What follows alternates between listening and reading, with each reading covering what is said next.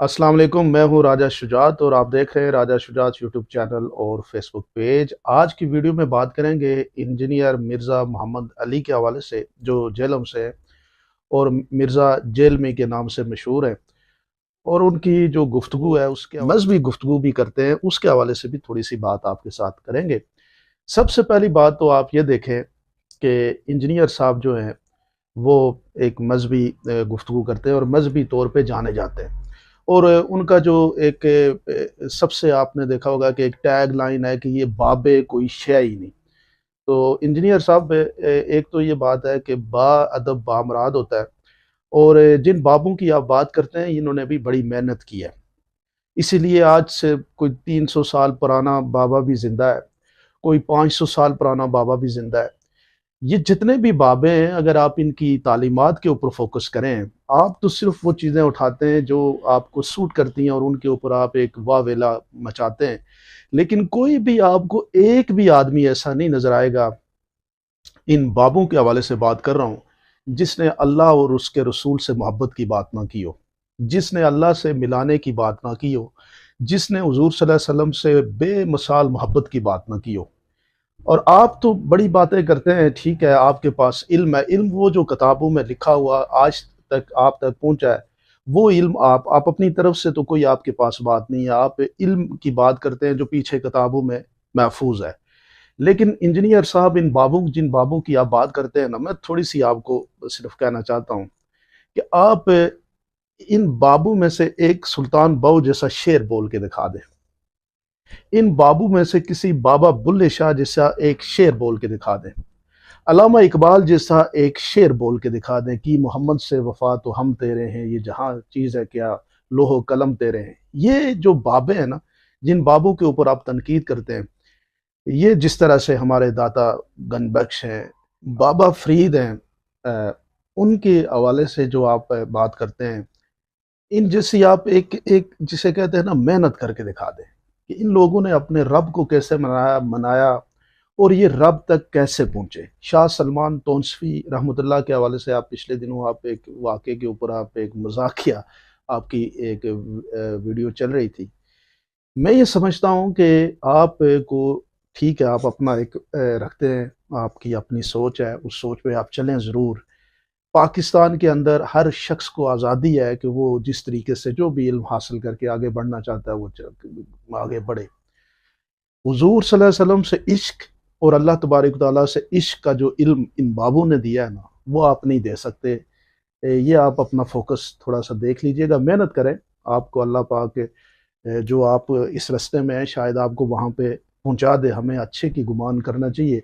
लेकिन जो गुफ्तगू के अंदर आपकी गुफ्तगू में जो तुरशी होती है, जो सख्ती होती है, आप सिर्फ अपने आप को आप सोचें ना कि क्या करते हैं आप अपने 20-25 साल के जो इल्म है उसके ऊपर आपको बड़ा एक कहते हैं कि मुझे बड़ा फ़ख्र है। लेकिन जिस शख्स की 100-100 साल की मेहनत है, जिस शख्स ने 80-80 साल मेहनत की, उसने मुराकबे किए, अल्लाह तबारक व तआला से जो उसको राज़ी करने के उसने पूरे प्रोसेस में से गुज़रा।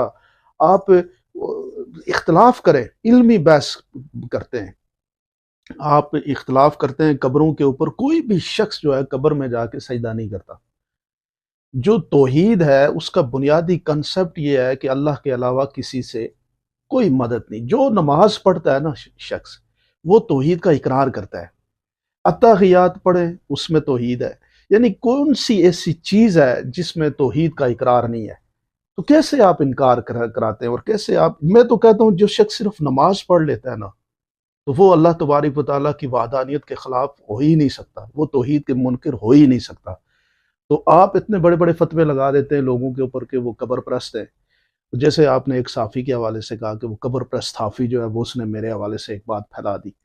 तो मैं आपसे ये कह रहा हूँ कि आप इन बाबों जैसा, जिन बाबों के ऊपर आप तनकीद करते हैं ना, ऐसी आप बात ही नहीं करते, इल्म की बात करते हैं। मौजूदा हमारे पास जो मौजूद लोग हैं, सैयद सरफराज शाह साहब जैसी एक बात करके दिखा दें, आप पीर अकरम शाह साहब जैसी गुफ्तगू करके दिखा दें, आप बाबा इरफानुल हक जैसी बात करके दिखा दें, आप रफ़ीक अख्तर साहब जैसी गुफ्तगू करके दिखा दें। अभी आप बहुत दूर हैं, ٹھیک ہے آپ کا ایک اپنا جب پاکستان میں خطیب بے شمار ہیں اور وہ اپنی بات کرتے ہیں، لیکن جو بات دلوں کو لگتی ہے نا وہ اس کی لگتی ہے جس نے محنت کی ہوتی ہے، اور جس نے پوری محنت اور ریاضت کے بعد جب وہ کوئی بات کرتا ہے تو وہ دل پہ لگتی ہے۔ علم کے اوپر بات ہو سکتی ہے لیکن عمل ایک الگ چیز ہے۔ تو یہ عشق کی دنیا ہے۔ میں نے آپ کو کہا نا کہ آپ بلے شاہ جیسی بات کریں، آپ سلطان حق باؤ جیسی گفتگو کر کے دکھا دیں، میاں محمد بخش جیسے کوئی شعر ہی لکھ کے دکھا دیں، تو پھر ہم آپ کے علم کے بھی قائل ہو جائیں گے۔ تب تک آپ ٹھیک ہے آپ اپنی ایفرٹ جاری رکھیں، لیکن جس نے کلمہ طیبہ پڑھ لیا نا، لا الہ الا اللہ محمد رسول اللہ، تو وہ حضور صلی اللہ علیہ وسلم کا امتی ہو گیا۔ حضور کے امتی سارے ہیں۔ ہمیں یہ یہاں پہ کوئی دیوبند، کوئی بریلوی یا کوئی اہل سنت یا پھر شیعہ یا ان چیزوں میں نہیں ہے، ہم محمد صلی اللہ علیہ وسلم کے امتی ہیں سارے۔ جن سے آپ کو اختلاف ہے یہ بھی لوگ ان سے پسند، لوگوں کو یہ پسند ہے، اور انہوں نے بڑی محنت کی ہے، خواہ وہ معین الدین چشتی اجمیری ہوں، نظام الدین اولیاء ہوں، شیخ عبد القادر جیلانی ہوں، وہ بہاؤالدین ذکریہ ہوں، شاہ شمس ہوں، مولانا روم ہوں، شمس تبریزی ہوں، پاکستان کے اندر فاضل شاہ صاحب ہوں، اکرم شاہ صاحب ہوں، یا پھر اور جتنے بھی ہمارے پیر میر علی شاہ صاحب ہیں، بری امام ہیں، یہ جتنے بھی ہیں نا، یہ انہوں نے بڑی محنت کی ہے انجینئر صاحب، اور یہ محنت کر کے ہی اللہ تبارک و تعالیٰ کو راضی کیا، اور بہت سارے ایسے راستے انہوں نے دکھائے ہیں کہ جن سے خدا پاک اور حضور صلی اللہ علیہ وسلم کی سچی محبت جو ہے وہ حاصل کی جا سکتی ہے۔ تو باقی علم آپ حاصل کریں، آپ بھی کریں، اللہ پاک آپ کے اوپر بھی کرم کرے، ہمیں کوئی اعتراض نہیں ہے۔ آپ علمی مباحث ضرور کریں، علمی اختلاف ضرور کریں، لیکن کچھ عشق ہے، عشق کا علم ہے جو شاید آپ کو ابھی نہیں ہے۔ اس کے لیے میں نے آپ کو کہا ہے کہ آپ کو اگر اختلاف ہے ان بابوں سے تو اشفاق احمد سے بھی پھر اختلاف ہونا چاہیے، ممتاز مفتی سے بھی اختلاف ہونا چاہیے، واصف علی واصف سے بھی اختلاف ہونا چاہیے۔ تو ہم یہ سمجھتے ہیں کہ ان سب لوگوں نے بھی بڑی محنت کی ہے، اور بڑی محنت کے بعد جو کچھ ہمارے پاس جو ہے نا چیزیں ہمارے پاس پہنچی ہیں، تو ہمیں آپ پہ بھی کوئی اعتراض نہیں ہے، لیکن آپ جو ان پہ اعتراض اٹھاتے ہیں، جو چیزیں غلط ہیں نا، تو آپ نے کہا نا قبر پرستی کی، کوئی قبروں میں پاکستان میں ایسا کوئی شخص نہیں ہے جو قبروں میں جا کے سجدہ کرتا ہو یا پھر قبر والے کو ہی سب کچھ سمجھتا ہو، ایسا کوئی نہیں ہے۔ نہ ان بابوں کی یہ تعلیمات ہیں کہ آپ قبروں کو سب کچھ سمجھ لیں۔